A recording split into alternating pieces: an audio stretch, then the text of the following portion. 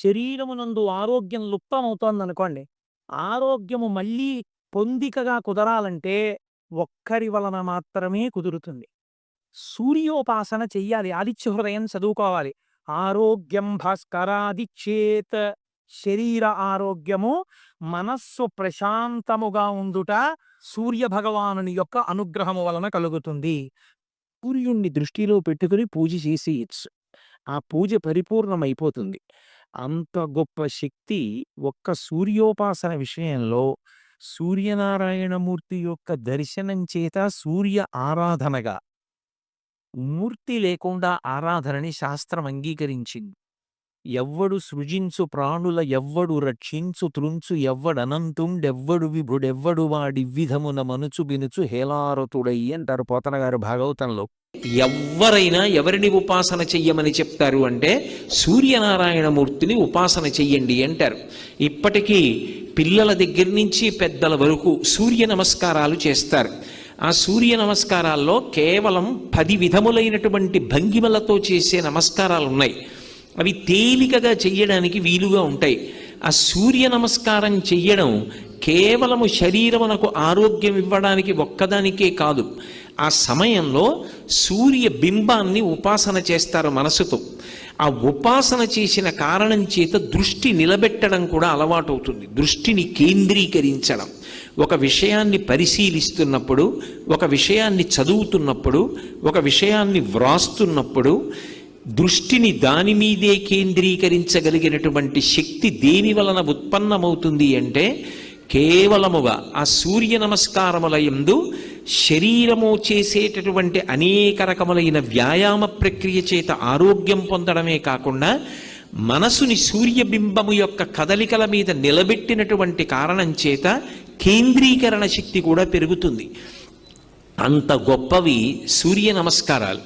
కాబట్టి ఆయన జ్ఞానం ఇస్తాడు, హంస అని కీర్తింపబడతాడు.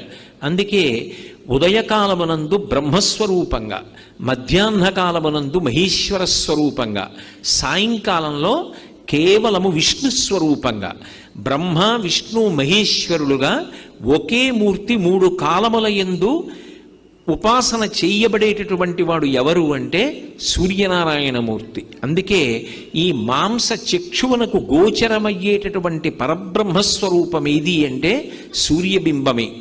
సూర్యబింబం కర్మసాక్షి, సమస్తమైనటువంటి కర్మలకి కూడా ఆయన సాక్షిగా ఉంటాడు. మనం ఏం చేస్తున్నాము అనేటటువంటి ప్రతి పనిని పరమాత్మ స్వరూపంగా తెలుసుకుంటూ ఉంటాడు. ఒక దీపం ఉందనుకోండి, అది కేవలం కాంతినివ్వగలదు. కానీ సూర్యబింబంలోంచి వచ్చేటటువంటి కిరణములు అలా కేవలముగా కాంతినివ్వడం కాదు, దాని యందు ఒక విశేషమైనటువంటి శక్తి ఉంటుంది. ఆ శక్తిని ఋషులు గమనించారు. అది ఏ శక్తి అంటే అది లోపల ఉండేటటువంటి హృదయ పద్మాన్ని వికసనం పొందేటట్టుగా చేస్తుంది. అందుకే సమస్త ప్రాణులు కూడా, సాత్విక ప్రాణులన్నీ కూడా సూర్యోదయానికి కన్ను తెరుస్తాయి. కృతఘ్నఘ్నాయ దేవాయ జ్యోతిషాం పతయే నమః అంటారు ఆదిత్య హృదయంలో. పరబ్రహ్మస్వరూపమైనటువంటి సూర్యుడు ఆకాశంలో ఉదయించేటప్పటికీ తత్పూర్వము లేచి ఎవడు ఆయనకి స్వాగతం పలకడో, ఎవరు ఆయనకి నమస్కారం చెయ్యడో వాడు కృతఘ్నుడు.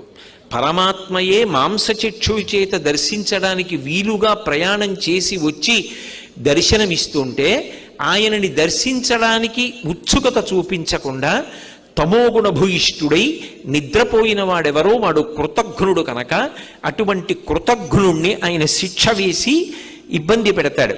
అంటే పాఠం చెప్పి మనసు మారుస్తాడు. కాబట్టి కృతఘ్నఘ్నాయ దేవాయ జ్యోతిషాం పతయే నమః అంటారు. విశేషం ఏంటంటే రామాయణంలో ముందు సూర్యోపాసన చేసింది సీతమ్మ. తర్వాత రావణ వధ ఎంతకీ జరగట్లేదని అగస్త్య మహర్షి వచ్చి ఆదిత్య హృదయాన్ని రామచంద్రమూర్తికి ఉపదేశం చేశారు. అప్పుడు సూర్యుడు యొక్క ఉపదేశం రాముడికి జరిగిన తర్వాత రావణ వధ జరిగింది. రామాయణంలో సీతారాములిద్దరూ కూడా నిజానికి రావణ వధ కోసం ఎవరిని ఉపాసన చేశారు అంటే సూర్యనారాయణమూర్తి ఉపాసన చేశారు. కాబట్టి గిరివరమభితో వివర్తమానో హైవ మండలమాశుయర్కరోతి తమిహ శరణమభ్యుపై దేవి దివసకరం ప్రభవో హ్యయం ప్రజానాం. అటువంటి సూర్యుణ్ణి ఉపాసన చెయ్యమ్మా, తప్ప దుఃఖపడుతూ కూర్చుంటే వచ్చేటటువంటి ప్రయోజనం ఉండదని చెప్తే సీతమ్మ ఆ క్షణం నుంచి సూర్య భగవానుణ్ణి ఉపాసన చేయడం ప్రారంభం చేసింది. చూడడానికి వీలైనది సూర్యబింబం. అటువంటి సూర్యబింబాన్ని నువ్వు ఉపాసన చెయ్యి. మహాభారతంలో కూడా విరాట పర్వంలో ద్రౌపదీదేవి ఆ మదిర తీసుకురావడానికి కామోన్మత్తుడైనటువంటి ఆ కీచకుడు ఇంటికి వెళ్ళవలసి వచ్చినప్పుడు సూర్య భగవానుడిని ప్రార్థన చేసి వెడితే సూర్యుడు ఆమె వెంట అదృశ్యంగా ఉండి కాపాడడానికి ఒక భటుణ్ణి పంపిస్తాడు. ఇక్కడ కూడా సరమ సీతమ్మతో మాట్లాడుతూ ఒక మాట అంటుంది, గిరివరమభితో వివర్తమానో హయైవ మండల మాశుయకరోతి తమిహ తమిహ శరణు మభ్యుపై దేవి దివసకరం ప్రభవో హ్యయం ప్రజానాం.